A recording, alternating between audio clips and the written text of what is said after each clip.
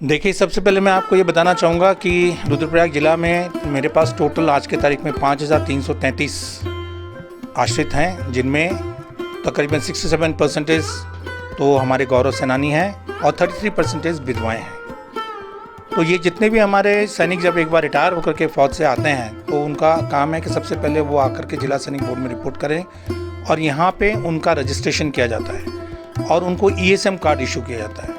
यही कार्ड उनके आगे के जितने भी स्कीम्स में काम आएगा और साथ में उनके पार्ट 2 ऑर्डर्स वगैरह या उनके पेंशन से रिलेटेड कोई भी इश्यूज़ है जो उनके संबंधित रिकॉर्ड ऑफिसर्स से कारण जो भी पत्राचार करना है वो हमारे माध्यम से किया जाता है। देखिए, संपर्क करने का तरीका एक तो ये है कि वो जिला सैनिक कल्याण जो ऑफिस हमारा कोटेश्वर महादेव के पास में है वहाँ पे आएँ, हमसे मिलें। इसके अलावा हमारी कोशिश रहती है कि दूर दराज के लोग बजाय हमारे पास आने के हम उन तक जाएं। तो हर महीने में हम लोग 3 से 4 शिविर ऑर्गेनाइज करते हैं। इसके अलावा हमारे पास ब्लॉक प्रतिनिधि भी हैं। 3 ब्लॉक्स हैं रुद्रप्रयाग के, एक अगस्त्यमुनि, जखोली और ऊखीमठ। इन तीनों के ब्लॉक प्रतिनिधि भी लगातार अपने अपने क्षेत्रों में भ्रमण करते रहते हैं, उन लोगों तक पहुँचने की कोशिश करते हैं। मैं बताता हूँ, मोटा मोटा आपको बताता हूँ। दूसरा है कि जो हमारे विकलांग बच्चे हैं हमारे भूतपूर्व सैनिकों के, उनको 3,000 रुपये प्रति माह दिया जाता है और विकलांगता का प्रमाण पत्र होना चाहिए और माता पिता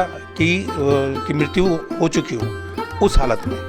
दूसरा, पुत्री की शादी, बेटी की शादी जब होती है, किसी हमारे गौरव सेनानी रिटायर आने के बाद बेटी की शादी हो रही है तो बेटी की शादी को केंद्रीय सैनिक बोर्ड ने 50,000 रुपये हर बेटी के लिए दिया जाता है, बट बेटियां 2 तक ही सीमित हैं। 2 बेटियों को ही दिया जाता है 50,000 रुपये। भूतपूर्व सैनिक वो होता है जो रिटायर आने के बाद जिसने पेंशन अर्न किया है, यानी कि एक जवान जब राइफलमैन या सिपाही जब फौज में भर्ती होता है 15 साल की नौकरी करने के बाद ही वो पेंशन अर्न करता है। उसके बाद अगर वो रिलीज़ आता है, डिस्चार्ज आ जाता है, वॉलंटरीली आ जाता है तो उसका पेंशन लग जाता है। तो जिनको पेंशन लगा है उसको हम बोल देंगे एक्स-सर्विसमैन, भूतपूर्व सैनिक। हालांकि जो पेंशन नहीं अर्न करना वो भी भूतपूर्व सैनिक है, but he is a non pensioner, उसको पेंशन नहीं मिल रहा। तो इसलिए जब वो उसको पेंशन नहीं मिला तो उसको ये स्कीम जो मैं बता रहा हूँ इसका लाभ भी उसको नहीं मिलेगा। उसको खाली वही लाभ मिलेगा जो 65 साल, मैंने बताया 65 साल के बाद 4,000 रुपये प्रति माह मिलेगा उन लोगों को, पेन्यूरी ग्रांट जिसको बोलते हैं। इसके अलावा छात्रवृत्ति है। NDA और OTA में, अगर NDA OTA IMA में अगर किसी का बच्चा सिलेक्ट हो जाता है ट्रेनिंग के दौरान, उनको भी 50 से 1 लाख रुपये एक मुश्त राशि सरकार द्वारा दी जाती है। और घर मरम्मत के लिए भी तकरीबन आपको 20,000 रुपये दिया जाता है भूतपूर्व सैनिकों को। और अनाथ पुत्रियां हो तो किसी के अनाथ पुत्री उनको भी 20,000 रुपये दिया जाता है। पूर्व सैनिक के दाह संस्कार के लिए 5,000 रुपये दिया जाता है और हर एक पूर्व सैनिक के लिए 5,000 रुपये केंद्रीय सैनिक बोर्ड की तरफ से दिया जाता है। और एश्योर्ड डिसेंट लास्ट राइट बोलते हैं ADLR, वो स्टेशन हेडक्वार्टर जोशीमठ द्वारा 10,000 रुपये दिया जाता है। यानी कि कोई भूतपूर्व सैनिक अगर उनका इंतकाल हो जाता है उस हालत में उसकी सूचना, क्योंकि जिस समय किसी का इंतकाल होता तो तुरंत तो नहीं पता चलता, घर में काफ़ी दुख का माहौल होता है, तो वो विदिन अ मंथ्स टाइम वो आकर के उनका डेथ सर्टिफिकेट वगैरह हमें दें। तो वो डेथ सर्टिफिकेट को हम यहाँ से एक कॉपी स्टेशन हेडक्वार्टर को भेज देते हैं जोशीमठ में 10,000 रुपये के लिए और एक हम भेजते हैं केंद्रीय सैनिक बोर्ड में 5,000 के लिए। तो वो भले ही मतलब अब तो जो भी दाह संस्कार हो गया, बट उनको वो एंटाइटल्ड है, उनका एंटाइटलमेंट है, वो उनको मिलेगा।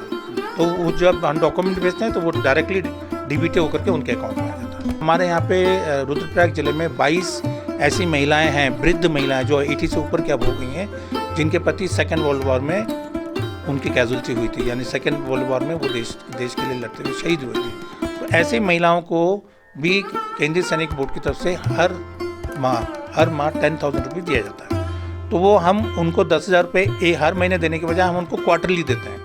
क्वार्टरली देते हैं 30,000 रुपीज़। 30,000 रुपीज़ एक मोटी रकम है, उससे उनका कुछ काम हो जाएगा जो भी करना है। तो 22 इस तरह की महिलाएं हैं जिनके हस्बैंड 2nd वर्ल्ड वॉर में शहीद हुए थे, उनको 10,000 रुपये प्रति माह केंद्र सरकार की तरफ से, राज्य सरकार की तरफ से दिया जाता है। जो आज के तारीख में जो सबसे महत्वपूर्ण पॉइंट है और जो सबसे बर्निंग इशू है वो ये है कि हमारे आधे से ज़्यादा लोगों को स्पर्श के बारे में ज्ञान नहीं। स्पर्श एक नया पोर्टल मिनिस्ट्री ऑफ डिफेंस ने लॉन्च किया है, जिसके तहत पेंशन जो है अभी डिजिटली सब कुछ हो रहा है और एक ही पेंशन डिस्बर्सिंग एजेंसी है, वो है PCDA, principal controller of defence accounts, Allahabad. वहीं से पेंशन मिलता है। तो ये स्पर्श का मैं एक तो फुल फॉर्म बता दूं, स्पर्श का मतलब सिस्टम ऑफ पेंशन एडमिनिस्ट्रेशन, रक्षा, स्पर्श। ये तीनों हमारे मतलब डिफेंस फोर्सेस के लिए, जल सेना, वायु सेना, थल सेना, तीनों के लिए लागू है। अब इस वर्ष में हमारे आज के तारीख में हमारे देश में तकरीबन 36 लाख पेंशनर हैं फौजी। चाहे फौजी जब मैं बोल रहा हूँ तो तीनों विंग्स को मैंने जोड़ लिया है। तो 36 no not paramilitary, only ministry, paramilitary home ministry के अंडर में आता है, ये मिनिस्ट्री ऑफ डिफेंस के अंडर में जो आने वाले हैं। तो ये जितने भी लोग हैं इनका जो पेंशन इस वर्ष में चला गया है, अब उनको जो भी डिजिटल लाइफ सर्टिफिकेट देना, सब कुछ डिजिटल है, ऑनलाइन करना है।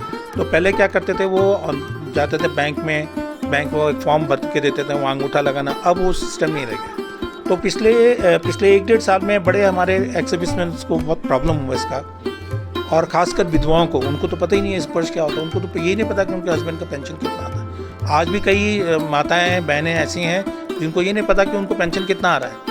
पासबुक तो बना हुआ, लेकिन कभी पासबुक बेचारी चेक नहीं करती। तो स्पर्श के माध्यम से जो भी परेशानियाँ थी वो हमने पिछले वर्ष बहुत एक बृहत कार्यक्रम चलाया था, एक्सटेंसिव कार्यक्रम। उसमें हम गांव-गांव में गए और हमारे लोग जो वृद्ध हो गए, जो 80 साल से ऊपर हो गए, उनके बायोमेट्रिक में अभी अंगूठे का स्टम्प नहीं आ रहा, तो उनका फेस रीड करके हमने ऐप वगैरह लगाया। हमारा एक लड़का है, उसको हमने ट्रेन किया हुआ है, फेस रीडर से जा करके उनका फेस को वेरीफाई करके उनका डिजिटल लाइफ सर्टिफिकेट दिया है। तो आज की तारीख में कोई ऐसा हमारे पास 100% जितने भी जो स्पर्श में माइग्रेट हो गए हैं वो हमारे सब कुछ पेंशन मिल रहा है, कोई प्रॉब्लम नहीं। अभी प्रॉब्लम आएगी कब? जून जुलाई के बाद आएगा प्रॉब्लम, जब उनको फिर दोबारा डिजिटल लाइफ सर्टिफिकेट उनका डी हो जाएगा।